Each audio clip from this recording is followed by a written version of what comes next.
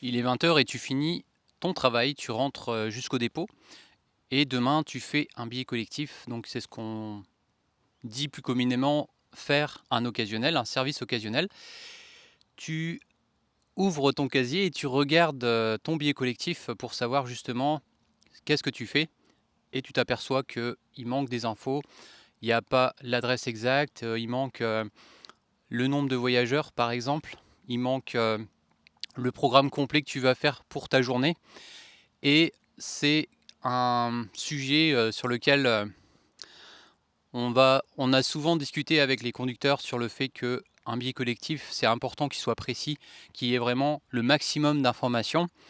Et souvent, ce que je faisais quand j'étais à l'exploitation, j'aimais bien mettre le numéro de portable de la personne qui est responsable. Et attention, quand je dis la personne responsable, c'est pas la personne qui est responsable de la comptabilité ou quoi que ce soit au niveau du groupe que tu vas transporter, mais vraiment un numéro d'un responsable qui va être présent avec toi dans le car. Parce que c'est arrivé assez souvent, tu vois, qu'on se retrouve à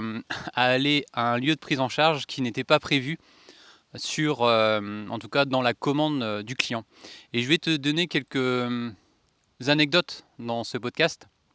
pour te donner aussi l'importance d'avoir un billet collectif qui soit clair, précis, à la fois pour le conducteur, à la fois pour l'exploitation, pour l'entreprise, et à la fois et surtout pour le client. Alors je vais te donner peut-être pour commencer quelques petites anecdotes qui m'est arrivé quand j'étais à l'exploitation. Et ça va peut-être aussi te dire que des fois une seule lettre par exemple peut avoir toute son importance, comme Saint-Éloi. Je me rappelle il y a quelques années, alors ça date, hein, c'était il y a plus de 10 ans, on allait faire un occasionnel et dans le billet collectif j'avais mis Saint-Éloi avec un I, parce que c'est ce que j'avais compris moi, que c'était le départ à Saint-Éloi,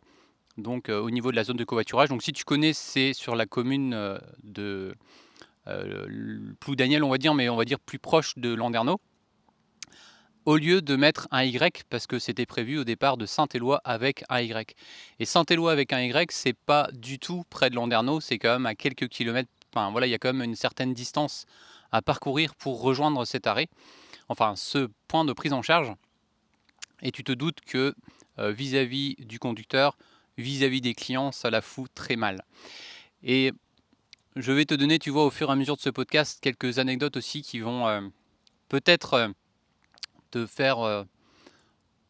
te donner aussi des souvenirs d'anecdotes qui t'est arrivé aussi peut-être toi en tant que conducteur.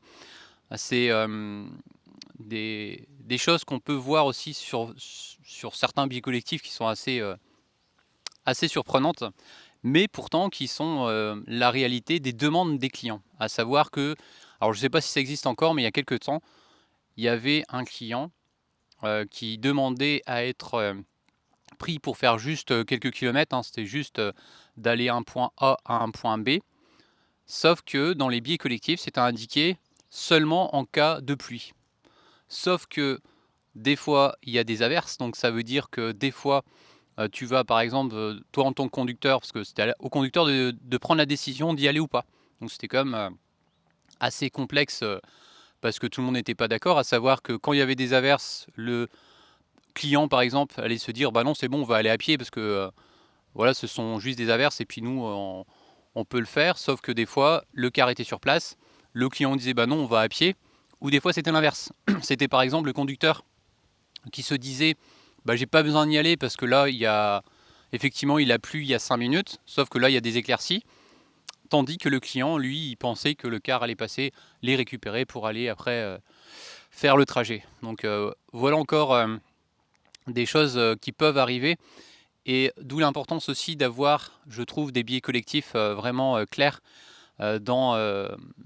la description de ce que tu vas faire. Alors on va dire qu'il y a deux types de billets collectifs. Enfin moi j'avais tendance à dire qu'il y avait la partie comment journée qui était assez light, assez simple, sauf que des fois je trouvais que je prenais pas forcément assez de temps sur ce simple, on va dire, qui pourrait être estimé simple billet collectif à m'y consacrer, alors qu'il y a quand même des éléments à mettre vraiment très clair pour que le conducteur, quand il va faire son déplacement, puisse être serein, quoi. Et après, on va dire la deuxième catégorie, c'était plus le billet collectif pour un séjour, donc pour plusieurs jours. Et là, par contre, ça nécessitait, en plus, du billet collectif, d'avoir un programme complet, surtout quand tu pars à l'étranger, et tout un tas de documents aussi, obligatoires comme, la feuille verte, et cetera. Donc là, c'est quand même un peu plus complexe. Et pour revenir au billet collectif, je vais te donner aussi quelques, retours d'expérience que j'ai pu voir. Alors là, c'est pas en tant qu'exploitant, c'est ce que j'ai pu voir dans 2 entreprises différentes qui étaient vraiment très intéressants, des sujets très intéressants. À savoir, sans citer, tu vois, le nom des entreprises, il y avait une entreprise plutôt de grande taille avec, on va dire, un parc d'environ 80 véhicules, on va dire, qui ont tendance à plutôt mettre très peu de choses dans le billet collectif, et une autre entreprise, vraiment une petite entreprise, avec quelques véhicules qui, elle, prend vraiment le soin d'aller dans le détail et de faire en sorte que quand le conducteur il voit son billet collectif, qu'il ait tout simplement pas besoin de se poser de questions puisque tout est indiqué sur sa feuille de route, sur son billet collectif si tu veux. Et c'est très important parce que j'ai pu observer que quand le conducteur va justement pas avoir suffisamment d'informations, il y a de fortes chances, la probabilité est très forte en fait que avec le client ça se passe pas bien. Parce que par exemple, c'est arrivé aussi, hein, une autre anecdote, le conducteur, il a été à une adresse, mais c'est pas l'adresse de prise en charge du client, c'est l'adresse de facturation. Et oui, c'est déjà arrivé que la personne, si tu veux, qui s'est occupée de la validation du devis, a ensuite tout simplement récupéré l'adresse pour la mettre dans le billet collectif, sauf que l'adresse de facturation ne correspondait pas avec l'adresse de prise en charge du client. Donc c'est encore ce genre de choses qui est arrivé, et puis que tu te mets à la place aussi. Enfin, moi j'essaye de me mettre à la place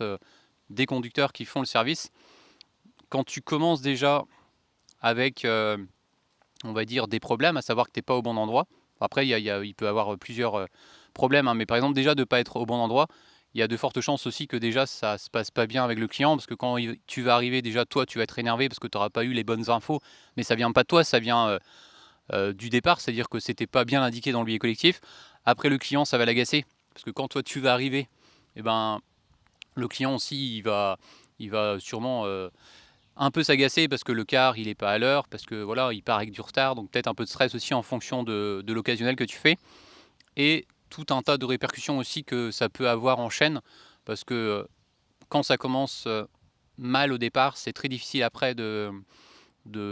retrouver une ambiance, on va dire, sereine à bord du car. Et ça, on le remarque aussi, c'est encore un autre sujet, avec les conducteurs, les relayeurs, à savoir que c'est très important aussi d'avoir des relayeurs sur un trajet qui va partir en voyage, ou même pour le retour, mais beaucoup quand même pour l'aller, que ça se passe bien, parce que si ça se passe pas bien, c'est très difficile après. C'est des ressentis qu'on a pu voir, avoir des conducteurs de tourisme. C'est très difficile après de faire en sorte que ça se passe bien pour tout le reste du séjour. Si le relais s'est mal passé à l'aller, c'est très compliqué si tu veux avec le client des fois, à moins que les clients ils les connaissent bien, mais autrement, en règle générale, c'est très compliqué si ça s'est pas bien passé sur le relais aller, d'avoir après une ambiance sereine avec notamment les responsables de groupe. Et après, pour te donner aussi mon ressenti sur la période où j'étais à l'exploitation et ce que j'essayais de faire au niveau des billets collectifs. Alors dans l'organisation générale peut-être, c'est que dans l'activité de notre entreprise, on fait pas que de l'occasionnel, on fait du régulier. Donc à l'époque en tout cas, c'était uniquement du scolaire, de la ligne régulière pour le compte à l'époque du département. Et on avait des occasionnels. Alors ce que je faisais, c'est que je finissais d'abord tout le planning qui était déjà préparé, parce qu'en général, moi je faisais le planning, j'allais sur une semaine. Alors aujourd'hui, ça serait trop court d'aller sur une semaine comment, de planning déjà établi. Là, ça va sur beaucoup plus, sur sur long terme, si tu veux, ça va beaucoup plus loin. Et ce que je faisais après, tous les jours, je vérifiais à chaque fois les affectations des véhicules en fonction des disponibilités d'ateliers, en fonction des conducteurs aussi attitrés sur certains véhicules, etc., etc. Et après, ce que je faisais aussi, c'est que quand je faisais l'affectation des véhicules, j'avais vraiment un point de vigilance parce que c'est déjà arrivé d'avoir la bonne capacité par rapport au billet collectif. Parce que tu comprends bien que si tu arrives avec un véhicule par exemple qui fait 59 places alors que tu as 63 passagers, ça le fait pas du tout, surtout si c'est un car qui part assez loin, parce que ça nécessite beaucoup de modifications et puis de perte de temps et puis d'énervement surtout. Donc ça aussi c'est un point très important, c'est de pouvoir à chaque fois avoir la bonne capacité par rapport à la demande du client. Et ce que j'avais l'habitude de faire aussi, ça c'était plus pour les voyages, mais peut-être je crois aussi pour les petits occasionnels. Et même je me rappelle pour les voiles, parce que des fois avec les voiles aussi il y avait des demandes de capacité de 63 places et on a pas que des véhicules de 63 places. À chaque fois je demandais confirmation auprès du client pour vérifier la capacité, parce que des fois ça pouvait nous arranger aussi à l'exploitation si au départ il y avait une demande pour un 63 places et qu'au final ils sont que 59, pour peut-être libérer un car pour qu'il soit à l'atelier ou voilà faire des changements. Donc ce que je faisais aussi, c'est essayer de vérifier à chaque fois avec le client, de vérifier le nombre exact de personnes sur des transports occasionnels. Et pour continuer aussi, et peut-être pour terminer, pour ne pas trop faire un podcast long, je dirais que pour que aussi ça puisse aider les conducteurs, et je trouve que c'est vraiment très pratique, c'est d'avoir à chaque fois sur le billet collectif, même à la journée, un numéro de portable d'un responsable qui est à bord du car. Parce que c'est déjà arrivé aussi sur là c'était plus sur des voyages, que j'ai été appelé sur l'astreinte, notamment pour des départs, sur des séjours, que quand on avait défini ensemble avec par exemple l'établissement scolaire, le lieu de prise en charge des élèves, entre le moment où ça a été décidé et le moment où le conducteur va sur place, on s'est rendu compte aussi que des fois, c'était pas accessible parce que par exemple, il y avait des travaux. Et là, c'est d'où la pertinence, tu vois, d'avoir un numéro de portable d'un responsable qui sera avec le groupe et qui est surtout joignable au moment du départ pour pouvoir donner l'info, par exemple, à cette personne, de dire, bah écoutez, la route est barrée, euh, je pense que l'idéal c'est de faire à cet endroit, ou tout simplement peut-être d'avoir les infos avec la responsable du groupe qui va nous dire bah écoutez, on va peut-être plutôt se donner rendez-vous à tel endroit. Donc d'où l'importance, et ça je trouve aussi indispensable d'avoir un numéro de portable, et que ce soit, tu vois, pour la partie conducteur, mais aussi pour la partie exploitation. Parce que comment à chaque fois qu'il y a des choses, par exemple, sur lesquelles ça peut amener à un problème, il y a généralement tout le temps un échange entre la personne qui est d'astreinte et le conducteur ou la conductrice. Et c'est pour ça que c'est important d'avoir un numéro de portable, parce que si toi, par exemple, tu es appelé avec le conducteur, bah toi aussi, tu peux contacter la responsable directement. Ça peut arriver aussi que le conducteur n'ait pas forcément la possibilité tout de suite de pouvoir appeler la responsable. Donc comme ça, il pourrait, par exemple, juste te prévenir pour que toi, tu aies le temps après d'appeler un numéro de portable. Parce que pour peut-être revenir aussi, et pour terminer sur cette anecdote de l'importance des numéros de portable, c'est que ça m'est arrivé souvent, c'est pour ça que j'ai été vigilant après, d'avoir seulement des numéros fixes avec des bureaux qui sont fermés tout simplement le week-end ou le soir, ou d'avoir un numéro de portable mais qui n'est pas joignable parce que cette personne n'est pas